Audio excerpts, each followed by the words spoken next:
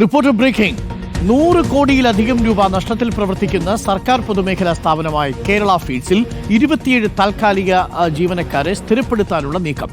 ഇവരെ സ്ഥിരപ്പെടുത്താൻ ബോർഡ് 2019 തീരുമാനമെടുത്തെങ്കിലും ഹൈക്കോടതി സ്റ്റേ ചെയ്തതോടെ നീക്കത്തിൽ നിന്ന് പിന്തിരിയുകയായിരുന്നു.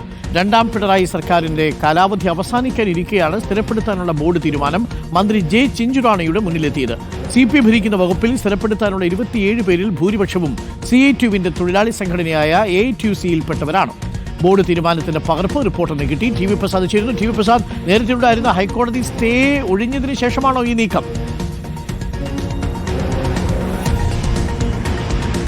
നേരത്തെ ഹൈക്കോടതിയുടെ സ്റ്റേ ഉണ്ടായിരുന്നു അരുൺ. ആ സ്റ്റേ ഉണ്ടാവാനുള്ള കാരണം കേരള ഫീഡ്സിൽ തന്നെയുള്ള സ്ഥിരം ജീവനക്കാരനായ CITU, INTUC തുടങ്ങിയവർ കൊടുത്ത ഹർജിയുടെ ഭാഗമായിട്ടായിരുന്നു. അങ്ങനെയാണ് 2019 ഈ തീരുമാനത്തിൽ നിന്ന് ബോർഡ് പിന്നോട്ട് പോകുന്നത്. 2019 ഈ പറയുന്ന ആളുകളെ സ്ഥിരപ്പെടുത്താനുള്ള തീരുമാനം ബോർഡ് എടുക്കുകയും ഹൈക്കോടതിയുടെ സ്റ്റേ വന്നതോടുകൂടി അത് നിർത്തുകയുമായിരുന്നു.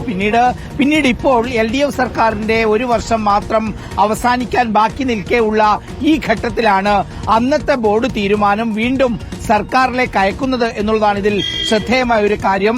1ഉം 2ഉം പേരല്ല അരുൺ, 27 പേരെയാണ് സ്ഥിരപ്പെടുത്താനുള്ള ശ്രമം ബോർഡ് നടത്തുന്നത്. ബോർഡ് ഞാൻ നേരത്തെ പറഞ്ഞതുപോലെ 2019 തീരുമാനമെടുക്കുകയും ചെയ്തു. ഈ 27 പേരാണെങ്കിൽ നേരായ മാർഗത്തിലൂടെ വന്നവരെയല്ല. ഇതിലെല്ലാവരും അപ്രന്റീസായി വരികയും പിന്നീട് താൽക്കാലിക ജോലിക്കാരായി മാറുകയും വർഷങ്ങളായി 10 വർഷത്തിലധികമായി ജോലി ചെയ്യുന്നവരാണ് ഇവർ എല്ലാവരും എന്ന പ്രത്യേകതയുണ്ട്. ഈ ആളുകളെയാണ് സ്ഥിരപ്പെടുത്താൻ പോകുന്നത്.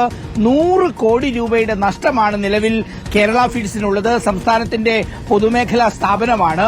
ഈ 100 കോടി നഷ്ടം എന്ന് പറയുമ്പോൾ നിരവധി സ്വകാര്യ ആളുകൾക്കുൾപ്പെടെ കൊടുത്തതിന്റെ 40 കോടിയിലേറെ രൂപ പിരിച്ചെടുക്കാനുള്ള ഒരു സ്ഥാപനമാണെന്ന് കൂടി ഓർക്കണം.